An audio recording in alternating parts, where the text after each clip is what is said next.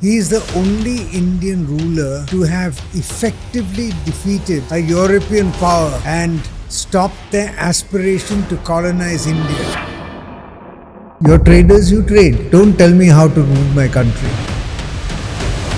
And there were many attempts to murder him.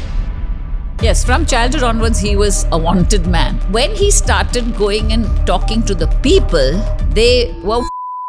He creates all this wealth and prosperity and then decides to do a very unusual thing. He says everything belongs to the god. So why did he do that?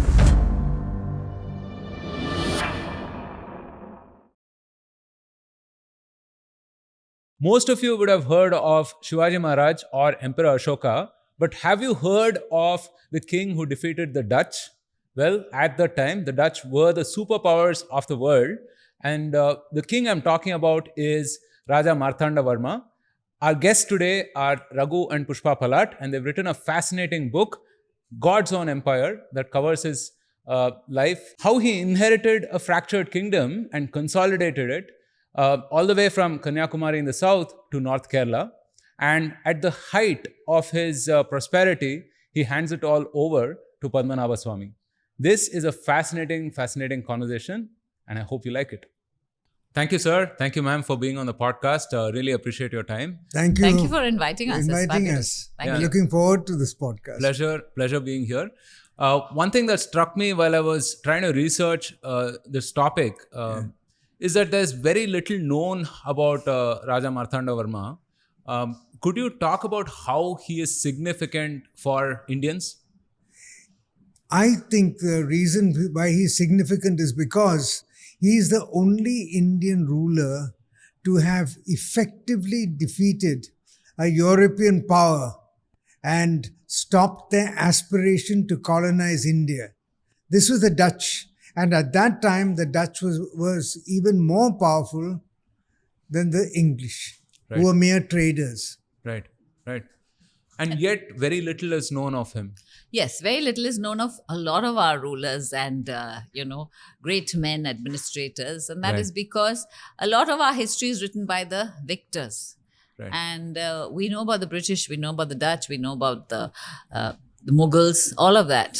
But a lot of our own Indian heroes, idols, have been completely buried in history, unfortunately. So this is a revival. That's what we're trying to do, get up, write about rulers that need to be known, people who need to be heroes to our kids, our grandkids. So that's what we're trying to do. And like I said, Marthanda is not known, I agree, but he should be known.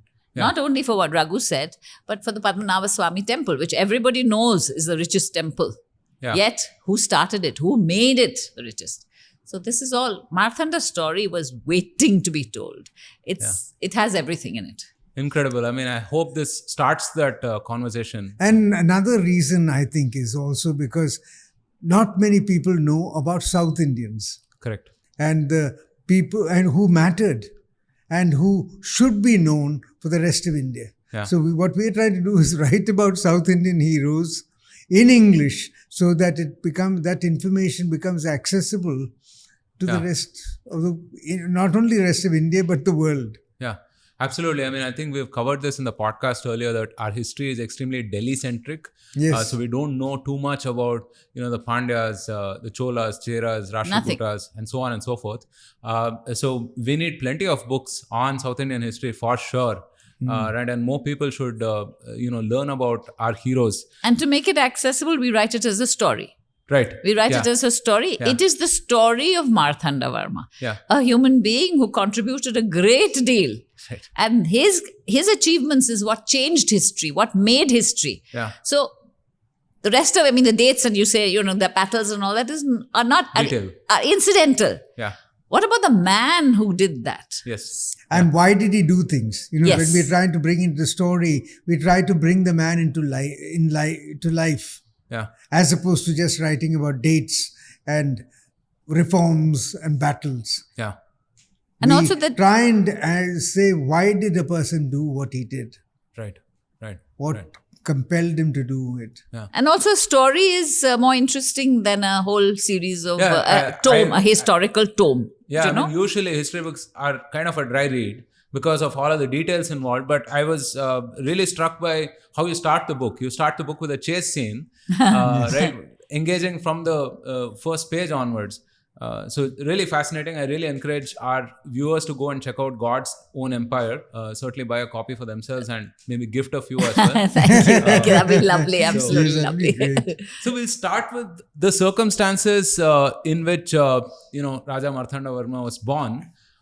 He inherited very little, and he was also born in a very fractured sort of a kingdom with various difficult situations, right? So if you can just talk about the circumstances when he was born. You see, the kings, prior to him who ruled were weak people, were very weak, and they were content with what they had, and as a consequence of which, the priests and the nobles controlled the kingdom, and they were content to have the Raja just there as a figurehead.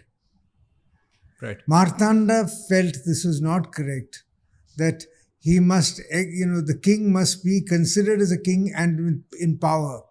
So he did, in his, from the 14th year onwards, asked his uncle to allow him to get more involved.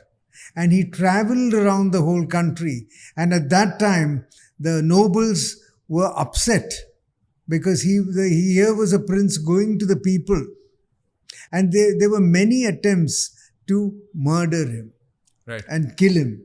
Yes, from childhood onwards, he was a wanted man. There were 8 priestly families, and they had all the power. They had made the king into just a rubber stamp, as it were. He was not even necessary. He had no votes in anything. He had no voice, nothing.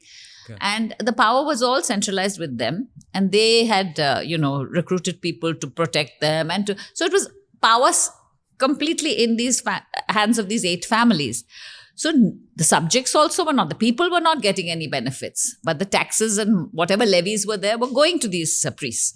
So when he started going and talking to the people, they were worried, because king should never be accessible to people. Then they get to know what the people want. But he was one of those people. He used to be lived on trees. He lived on trees. He disguised himself. He disguised himself as poor people. He's lived with the poor, people in huts. Right. There was a woman who, when he was hiding there, heard of, people started recognizing him because, and when he told them that this is who he was, she helps him. She's just a poor woman and she sends her sons to help him. He was saved only by the people. That right in the beginning, you'll hear, you may have read it, I don't know, but about the story, the priest. Okay, so what happens? He's running and running and running, and he's being chased by the soldiers who are out to kill him. And he has nowhere to go. Finally, he finds a temple. And he runs, it's dark, it's dusk, the sun has gone down, and he runs into this temple, and he folds his hands and devoutly prays. He just prays. And maybe God heard him, or maybe the priest recognized him, we don't know, but the priest came out, and in fact, the story is there, but he changes clothes with the priest. The priest tells him that now take this and keep chanting this mantra and go out. So that because all the temple was surrounded by the soldiers. They hadn't entered the temple, but they knew that he had gone in, and so they were around it. So he said, you escape this way, you pretend to be me and you go.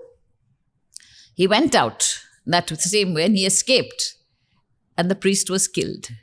So here was a man, a subject of the kingdom, who is ready to give up his life for it. And that you found in many cases in another instance, when he was running from these soldiers and mercenaries, there was a person pointed out to a tree and told him to hide inside that tree. So he spent the entire night in that tree, and then that person told the soldiers that he had gone another way. And that temple is still there. That tree. The tree is still there. It's called Ammachi Flower in the temple at Neyar Nikara. Right. It's still there. Right. So there were so many instances where he... So actually the people did want their king to be in power, if you look at it that way. But he had to overcome a lot to get where he did. And but he started early at 14, you know. Yeah. So he was born into a kingdom which was fractured, of course, but it was also tiny. Like It was tract of very land. small. It was 70 miles long Wow. and 20 miles wide. That's it. Right. Huh? Right. And the king was just a mere figurehead. So when he inherited at the age of 23, he was declared king. The first thing was they wanted to try and unseat him. The earlier king had 2 sons. Those 2 sons went to Madurai and got the help of the Nawab to come, and they claimed that they were the Rightful heirs. rightful heirs. And these nobles, knowing that these 2 princes were weak, also supported them. Right. And they fought, and he was fortunately able to convince the Nawab Madurai that he was the rightful heir. And of course, he had good people advising him and helping him in that.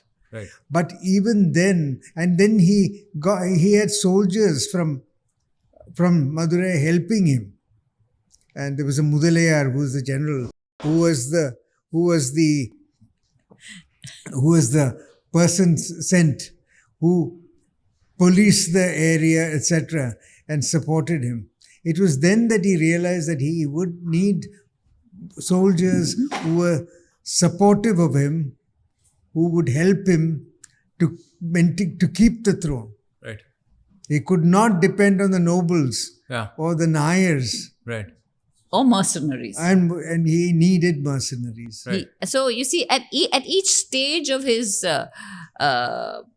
rule and earlier, he knew when to go and get allies, when to build up the army, and who to choose for these things. He was an amazing administrator and had an amazing understanding of human beings. Right. I mean, Ramanujan, tell them about Ramanujan. He was just a servant in Ramayan. He was just a servant in a friend's house. Right. And he served Marthanda dinner. This was when he was a prince. He was not yet king. He served him a meal.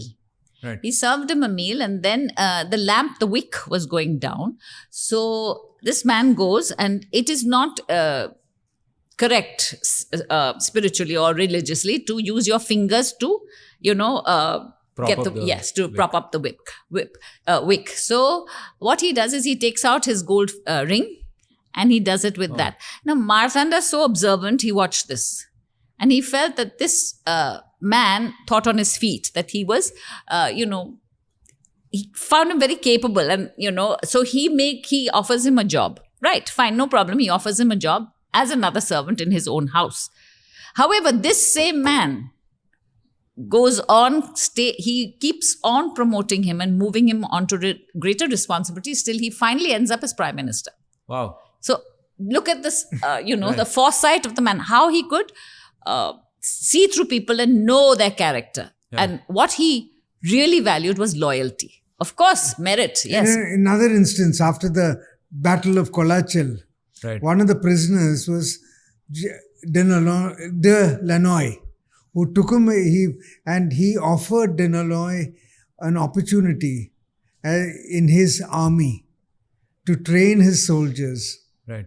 And de Lannoy later became the commander of all his forces. So this was from the enemy. This was a prisoner. Yeah, a prisoner of war. Right. And from the enemy's side, he's taken him in, but he recognizes his ability. And no matter who you are, so long as you're loyal to him and you are meritorious, he made sure that he gave you the opportunities and the freedom. He really allowed them a lot of freedom to do as they... You see, when we're talking about loyalty, another factor is the Nayars were the warriors. Yeah, right. But the Nayars owed their allegiance to their chief. Right. And the chief would give a few Nayars to the king's army. But their loyalty and allegiance was to their chief. Right. And these chiefs would move from one king to another, one group to another, and were only loyal to their chiefs and not to the Raja. even though he was the king. So that is where he recognized that he must have an army which was totally loyal to him. And he recruited people who were going to be only to him, and he brought in mercenaries, Badagas and various others, who would then, fight for him. And by doing this, he broke the power of the Nair aristocracy. Right. In Travancore, it was not the Nairs who were powerful. It was, he imported Tamil Brahmins, mercenaries, and others, and trained them. And they were totally loyal to him. And it was because by that he created his empire. Yes. No, it's remarkable because this is also at a time where where you were born mattered a great deal. Yes. Right. So yeah, really wonderful. You touched upon the Battle of Colachel, where he fights the Dutch, and the Dutch is the superpower at that time. At that time, correct. Right? Could you talk about that specifically? Sure. The Dutch had, made Cochin, the state of King, Cochin more of a feudatory. And they wanted to colonize Travancore, the whole of Kerala. And they wanted to dictate policy because what they wanted was the pepper, the entire pepper and the spices of Kerala, which was rich. So Marthanda was not prepared to do that. And he was conquering and taking over, smaller kingdoms. And the Dutch governor, Van Reed, when he came in from Colombo, he was upset. And so he went with a large procession to Marthanda's capital and told him that he did not approve of what Marthanda Varma was doing and that he should leave the kingdoms alone. And Marthanda knew exactly how to deal with these people. Yes. He was not going to be overawed by them.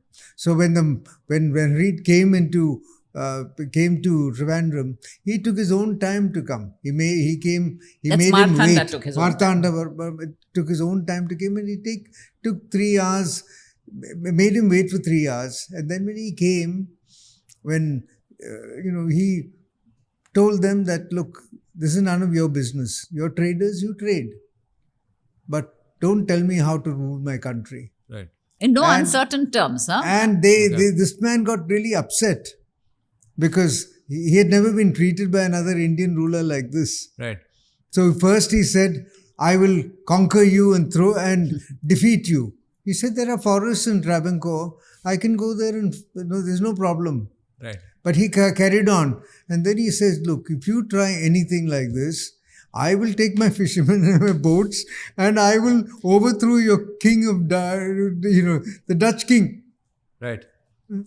Amazing. And the man went. And that's how the battle starts actually. And then he actually routs the Dutch in that. So because the Dutch was so indignant at being, they said, oh, well, we've got to take over and do this and that. But it didn't happen. It didn't happen. Yeah. He had by then huge armies and they were all trained in Western warfare.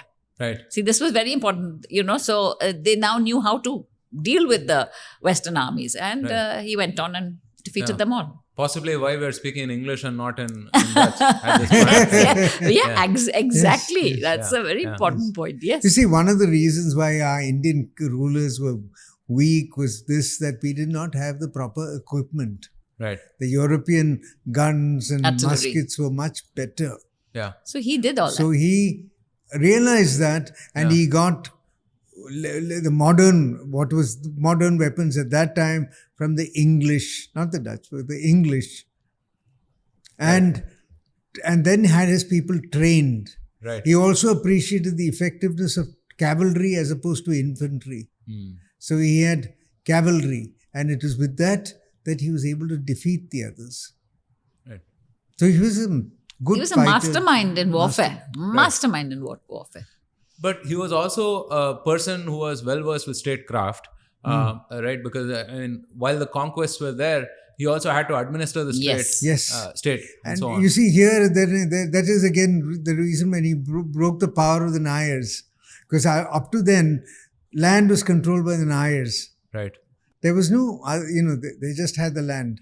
So when he broke the power of the Nayars, he divided the areas that he conquered into states, into districts, and then subdivided them into taluks and had talukdars and adhikaris overseeing it. And he created a form of administration of people who were then answerable eventually to him. That's it. Not to anybody else. There was no Nayar chief and others who controlled this area. They were all finally looked after by him. And accountable. And accountable. See, Right. previously there was a lot of corruption and this, that, and the other. But now he was accountable, and he really did help his people. He looked for reforms. He created irrigation as far as the fields were concerned. And when these things were happening, he was there. Right. There is hands-on. He was always hands-on there. So he focused a lot on the trade and economy also. And given Kerala is, on the coast and so on, I mean, this is a rich history of trade anyway. But specifically, what aspects of that did he focus on, around that time? You see, the richest commodity at that time was pepper. He made that a state monopoly. And then, and taxed, and that gave huge amount of customs duty. He also entrusted certain people who were then called Tarakans to collect this money. He created an effective, communication system both by canal and by roads, so items could move freely. Right. And he ensured that if anyone tried to cheat the government, they were expelled, they were punished, and his control was so effective that no one ever dared to go against So him. from Rajas who had next to no control at all, who were literally puppets and told by the priests and the Nayars just exactly what he should do and when. Here was a ruler now who had taken over everything. He had taken over the power and he was ruling his kingdom as it should be ruled, you see. Not allowing small units of people to take away all the wealth or decide the fate of his people. So that's what it was. And he created a hierarchy Yes. of people, who were then finally, as I said, accountable to him. Right. And the Ramayan stayed with him Up to his right death. to this death. See, so the loyalty was so important that And Ramayan, when he died, he said, I did not get married. He did not marry. Okay. Because he said, I wanted to give everything I could for my kingdom and my so king. he inspired that loyalty. It isn't that he demanded it only, he inspired it. Like when the temple was being built, he used to leave the battle at that point. He was a very devout person. So when even though the battle was on and it was a very crucial state, he would take time off and go and sit on a rock at the temple and watch the construction, see how it's going. And there is a story in the book where when some of them said that, we won't get the temple ready in time for a particular festival because there's too much rubble now. So he just takes a sack, fills in the rubble and starts clearing it himself. So he was a people's person. But when he wanted to act royal, as he did with the Dutch, he did that as well. He was very masterful in how he related to people. So he related to them exactly as he should. His EQ was very high. Right. He creates all this wealth and prosperity and then decides to do a very unusual thing, which is that he gives it all up in the name of Padmanabhaswamy. He says everything belongs to the god. Lord. Yes. So why did he do that? I have a theory, at least I believe this is what he did, because he had conquered many smaller kingdoms and there was a lot of internal strife. These Rajas who were ousted wanted to get their kingdom back. So what he did was, since he had done work in the name of the god, Padmanabhaswamy, he said he would donate everything, the entire kingdom, to the Lord, and then rule the kingdom as his dasa, Padmanabha Dasa. And now, if any of these kings wanted to fight him, they were ineffectively fighting against the Lord. And Padmanabhaswamy is highly revered, and through the entire, that entire area which is called Venad, Right. the Travancore area. He's revered. So no Raja would really want to fight against the Lord. Right. So by doing that, he was able to even further strengthen the kingdom. So that's Raghu's point of view, but I honestly believe that yes, it was a very good strategy. But at the same time, throughout his life, you will see he is a very devout person. For him, faith was very, very important. So, and in many situations, he has been saved by chance. It was almost his devotion. I mean, when he went into the temple, the story we told you, it's almost as if the Lord is saying, okay, I'll save you, go rule the country. But I really believe, in heart of hearts, he was a devout man. So therefore, that devotion must have also impelled him. Yes, it was strategically a very wise move, but... Right. Yeah, it could be an overlap between, Yes, like I feel. tactical genius and then spiritual endeavor, both. But this increased his legitimacy, no doubt, in the kingdom, right? Now, when we think of Marthanda Varma, especially in Kerala, how is he remembered?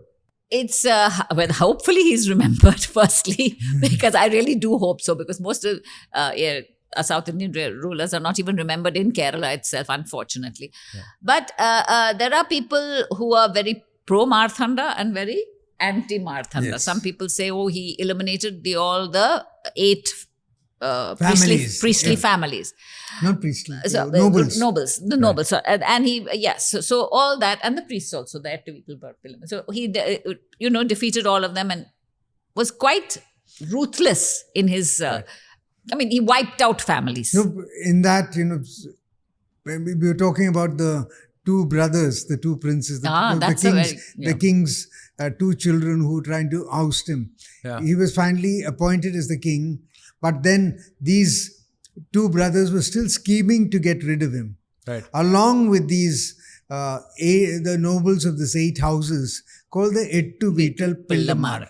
They decided then that they will try and kill him during a particular festival called the Arat Festival. Right. In the Arat Festival takes place twice a year in Trivandrum. It still happens, where the idol is taken from the temple to a beach called Shanmugananda Beach and washed and bathed and then brought back the next day. It happens even now. The airport, you've heard of the runway being closed?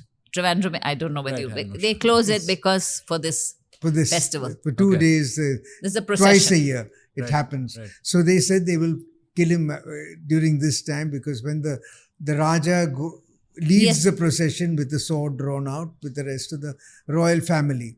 Right. And this happens. So it so happened that when they were plotting this in one of these houses, one of his spies heard about it, overheard this, and informed him. And the messengers were going around with this message of what should be done, sewn into their slippers. Now he was able to get hold of some of these messengers. He found the message, and then he was advised, you should not, Ramayan and others said, do not participate in the festival. He says, no. It's the Lord's festival, I will participate. See, there comes devotion. And he said, okay, you make sure that there are enough soldiers around to see that this is foiled, their plan is foiled. And the festival took place. And when the Ettu Vittal Pillamar, the nobles, saw this huge, all the soldiers around, they knew they could not do it. So the temple, this thing took place. Then he realized that he cannot be living in fear all the time, because one was never sure when this thing is, some other plot is going to be hatched. Right. Then once, when he was sitting in his palace in Nagarkoil, the elder of the two brothers came to meet him, wanted to meet him, and he had already given information that they should not attempt to come. He didn't want to see them. So when this person was stopped, he got angry and said, "How can you stop me? I'm the son of a king," and he was slain. And his younger brother ran up to where Marthanda Varma was sitting to kill him. And Marthanda Varma was in his swing. He was expecting it. The person took his sword and tried to hit him, but hit the rafter, and Marthanda sprang upon him, and with a dagger, killed him. Right. And then after having killed him, he stood in his window and showed his people that he was alive, and then gave the signal. Now, he'd already planned what he should do. He gave the signal, and when he gave the signal, they went and rounded up these 8 nobles and brought them for trial. Now, when they were brought for trial, they were very sure of themselves, because at that time, Nair lords were never killed. They were never killed. Could be punished. They were punished. Some land may have been taken away from them. They may be expelled from the country, but they were never punished. So they were surprised when Marthanda said, "We will hang them all." And they were hanged. Not only were they hanged, but their entire families were wiped out by, he had the women married to fishermen, and they thus lost their caste. Okay. And all the boys were killed. Right. So he was ruthless. So that side, they hate him. I mean, they say, how can you glorify a man? But when you think of it, that is a side of him. There's no doubt about it. He was ruthless. Right. But if somebody's attacking you, right, and they're going to attack you today or tomorrow, do you eliminate eliminate him, or do you always live in fear? That was his choice. Yeah. He had no choice. Yeah. He had really no choice. And not only that, if you read history, you will find that many kings have killed their enemies. Children have killed their enemies in the most ruthless manner. Yeah. You have to, it's survival. It's survival of the fittest, see? Right. So there are both sides, those who idolize Marthanda and those who think he's it's effectively because of that, when he killed the opposition and finished off the opposition, that he was able to then rule contentedly on his throne and then start the expansion, etc. Right. I think the few of us who have heard of Marthanda Varma probably got to know about it when the Padmanabhaswamy temple was, the vaults were opened, and people discovered the astounding riches, 1 lakh crore worth of gold and sculptures and so on and so forth. Could you talk about the temple and its significance to Kerala history itself? Well, it's a Vishnu temple, so there could be nothing more significant than that. Then the stones, he did a lot for that temple. The stones were brought in from... No, but the temple was supposed to have been established by Parasurama. Yes, that's true. Who created Kerala by throwing his Parasu into the sea. And it's always been a very, very revered and highly respected temple. And if you look at, I'm just going out from a different thing. If you look at the 3 Krishna Vishnu temples, you've got Guruvayur, which is very famous, where the Krishna's idol is standing.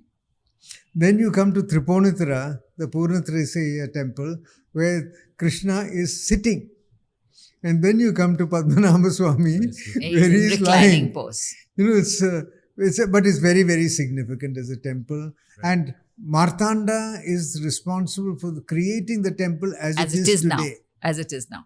As it is. You see, just before he ascended the throne, there was a fire and a lot of the temple was destroyed. Right. And he then went to the extent of getting it all renovated and created as it is today. The stones were brought in from Nepal. And you know what? He's so far thinking that extra stones are in the tank should ever it be necessary to that's what I'm trying to reconstruct the idol or use it. He was very, very far thinking. Wonderful. I really hope that more people, discover him through your work. I hope so too. And it extends to other, like we mentioned, other heroes and other rulers of the South as well. Finally, I want to end with, what your writing process was like. How did you start on this journey? How did it impact you? And what can we expect next, in terms of writing from you? On Marthanda Varma, it so happened that we had gone to Trivandrum and we had gone to the Kaudiyar Palace, which is the residence of the erstwhile Maharajas of Travancore.